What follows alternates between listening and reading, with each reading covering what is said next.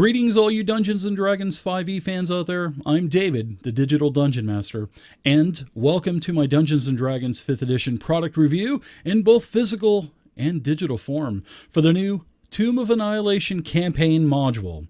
Now, the Tomb of Annihilation is the 8th official campaign setting that's been released by Wizards of the Coast, and without going into too much of the story, basically, your adventurers are going to have to go to the Isle of Chult, where they're going to have to find the Soulmonger and put an end to him, and in turn, put an end to the death curse that is plaguing the lands. So here we are, the Tomb of Annihilation. So this is a hardcover, as you can see. It's 256 pages in full color, lots of amazing art. There's 5 chapters of content for levels 1 to 9, probably up to 9 or 11-ish for your players. And look at this. In the very back cover of the book, look what we have here. Spare no expense, Wizards of the Coast. Thank you for actually giving us a map of Chult. I was actually really stoked when I saw that, because I was not expecting a map. We're going to take a look at everything in this book digitally, but first we're just going to kind of flip through. The book is actually made really sturdy. Same company that's made probably all the other books. Man, I'm so stoked about that map. What's going on with that? Spare no expense. Lots of beautiful art. You got all kinds of maps from Michael Schley and all the other artists that's done all the other modules. 256 pages. Let's switch over to the digital version. That way we can look at everything and not have to worry about flipping pages. So here we are with the digital review. I like to do the digital reviews because you get to see everything much better. Even with the HD cameras and stuff, it's just so much easier to show you guys this stuff. So there's a couple of things that I do want to show you. Here's the contents. 5 chapters, and then there's a bunch of appendices at the end. Tons of playtesters. I think that's probably the most playtesters I've ever seen. I'm in there. Party hardy. So here we go. I like this. Name pronunciations. I've been pronouncing Asuryarach wrong for many years. It's Asarac. I was almost there. I don't even think sometimes these companies know how they want to pronounce their names. And through the years, they've released name pronunciations. But anyway, it's Asarac now. Well, Asarac. So here we go. Here's the introduction. Tells you everything about how the story begins. It talks about the death curse. Obviously, you have to end the death curse, and you have to kill the Soulmonger. It has meat grinder mode, which is a DC 15 death saving throw roll instead of a DC 10. Pretty relentless. It talks about the character advancement, and it's 1 to 9, and then it'll get higher once you get into the Tomb of the Nine Gods. Then it talks about some time-sensitive adventuring here.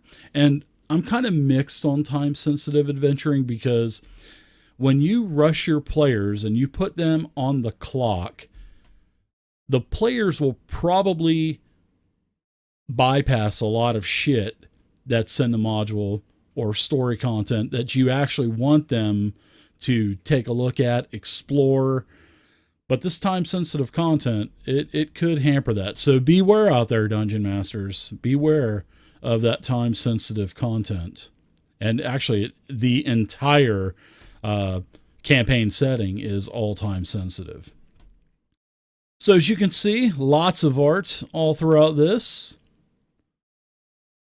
Chapter 1, Port Nyanzaru. That is where you will start the adventure. Well, you won't start there. You'll be teleported there from like Baldur's Gate or Waterdeep or wherever you want to start it.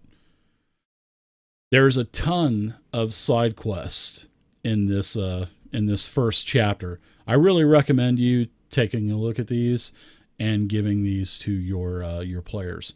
And then here's the map of the port, and then it has everything located on the map. It's in here, all numerical numbers for identification, all of the big names and stuff, the big players. I like it. I love stuff like this. because you can always use it in another adventure. And there's even like dinosaur racing and all the mechanics for betting and racing the dinosaurs. Pretty cool. Here's chapter 2.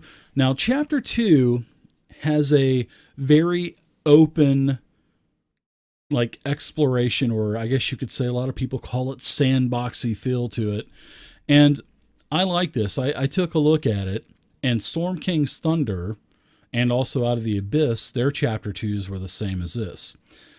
But I wasn't a big fan of Out of the Abyss. I like this a lot better in Land of Chult. It seems like it's put together a lot better. There's a lot of rules for like dehydration. There's some stuff on traveling, random encounters, all of the different navigation and the traveling distances. Here's the map of Chult, nicely detailed. Everything is there, cut and paste. And here in chapter 2, it talks about everything from A to Z, all the possible locations that your players can explore. And look at that, even a dragon turtle. Look at that. And we'll just kind of skim through chapter 2 really quickly. And you can see all the nice maps. A lot of this looks like Michael Schley stuff, so he's been busy, it looks like. Quite a few pieces of NPC art. Yeah, look at that. That's nice. Jahaka Anchorage. And this is all of the sandboxy feel for chapter 2. You just put all your players, let them just wind up ending where they end up. But then again, then you got to worry about the time-sensitive nature of the adventure itself. Or being a DM, you can adjust that as you want to. Here's chapter 3. Chapter 3 is pretty much where you need to find Omu. And this is like the city that you're going to need to find. And this is, part of chapter 2 in the open exploration. But once you get to Omu, it has a map for it. And it also has all of the locations for Omu as well, which is, I think, the Forbidden City or something like that. And then these 9 shrines are pretty interesting as well. And then once you get through all of this, then you're going to go to the next chapter, which is the chapter 4, Fane of the Night Serpent.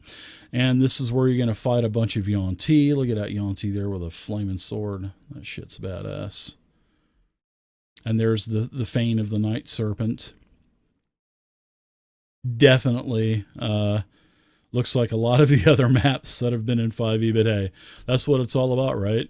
Killing and grilling in dungeons, man. Going full murder hobo. Here we go. Here's the Tomb of the 9 Gods. This is pretty much where you need to go. This is a 6-level dungeon. It is massive. It is deadly. There is a lot of pretty crazy shit in this tomb.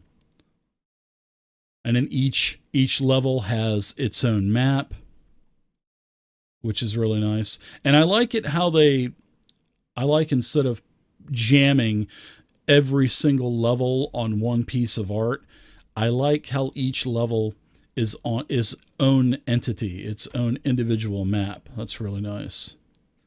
As you see, everything is, statted, all of the rooms and stuff. Nice art. And then you'll get to the end. We're only on level 5. Check that out. Somebody's fixing to get squashed. Goes all the way to the end. Here's level 6. Yeah, nice. Then you save the day, you kill Soulmonger, you end the death curse, and everybody lives happily ever after. It would be nice if they actually continued this with another hardback campaign setting and go from like 11 to 20. They don't have anything that goes up to level 20 yet. So this would actually be a really nice continuation for Chult. So let's take a look at the appendixes now, or the appendices. This is the 2 new backgrounds that they have, the anthropologist and the archaeologist. This would be nice to introduce into this type of setting. Here's an appendix of nothing but random encounters, and I actually really like how they set this up. Instead of putting this in chapter 2, this is actually its own portion of the back of the book, its own appendix. So it has all of the different Port Nyanzaru encounters. It has a ton of wilderness encounters. And then you have a bunch of different caches. You have everything is an A to Z that was on these lists. And everything is very easy to look up. Here's a bunch of treasure drops. Here's a bunch of random dead explorers with junk on them and stuff. And as you can see, everything is just in alphabetical order. I really like the way that this appendix is set up. I really do. Here's Omu encounters. Here's the next appendix, which is Flora and Fauna. Talks about all kinds of new plants and stuff. You can make potions, make poisons. And here's a couple pages of magic items also. Now, this is what I really liked about the new Tomb of Annihilation, was the massive amount of new creatures that are here. And here's a Serac now. I was surprised that he wasn't higher than challenge rating 23. I mean, he's killed gods. I figured he would have been higher than challenge rating 23. Here's a bunch of new creatures, albino dwarves. Look at Artist Simber. Wow, he escaped from Storm King's thunder. I like it. And there's what he looks like. A strapping young lad. Well, probably middle-aged lad. The Atropol looks pretty vile. I like it. Probably throws up on you. Blah. Some NPCs, it looks like. Definitely some dinosaurs. Who doesn't like dinosaurs in D&D? Actually, I have a friend that hates dinosaurs. And Warhuck, if you're watching this, get some dinosaurs in your campaign, bud. A flail snail. Look at that. Pretty crazy looking challenge rating 3. Look at that cute little flying monkey. Cute. Just want to go up to it and give it a hug. It'll probably bite your ear off. There's the grungs. Oh, wow, grung elite warrior. Look at that. Jaculi. Ooh, who doesn't want more kobolds? They're all A to Z in alphabetical order. And this is a ton of them. This is really nice. And, you know, use these monsters in other adventures as well. Get out of that monster manual. Use Volo's Guide and use stuff like this and the other adventure monsters. Nothing against. And get the Tomb of Beasts as well. Well, the Tome of Beast. Trolling you guys out there. I like these handouts too. These handouts are really nice. These would be easy to clip out and print them and show them to your players around the table. And look at that. Now they're giving us maps for players that have no locations on them. I like that. I love that. I've been begging for that for 7 modules now. Well, 7 campaign books. All the puzzles. A Siriax warnings, all on handouts. This is nice. This is definitely a very nicely put together and very well put together campaign setting. And here's the last of Trickster Gods of Omu. Those have to do with all of the shrines that you're going to have to check out. And then here's the map. Look at that. This is beautiful, isn't it? No locations, and then one with locations. Really nice. So there we are, everybody. That's the Tomb of Annihilation. I really like the way the book is made. I love how they gave us a map of Chult. I love it. I like the appendixes in the back with the massive new bestiary. I like especially the random encounters. That's really nice also. But for $29.97, that's a hell of a steal. Honestly, I mean, the manufacturer retail price is $49.95. So go to Amazon, get one for $29.97. You'll get free shipping if you have Prime. But also, you can also go to your local game store, which I do recommend, and get one there as well. Especially me, I like to give one away, so I'll buy one on Amazon, and I'll also buy one at my game store. So if you want to see your game stores, also give them your business as well.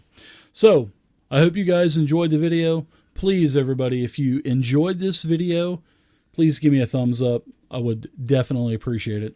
And in the comment section down below, how do you like the Tomb of Annihilation? Are you going to run your group through it?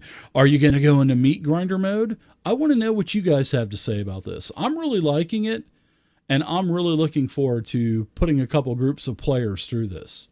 So once again, everybody, my name is David. I am the Digital Dungeon Master, and thanks again for watching my video, and take advantage of my YouTube channel and look at all the other 5e and Starfinder videos on there as well. So until next time, happy gaming and stay safe.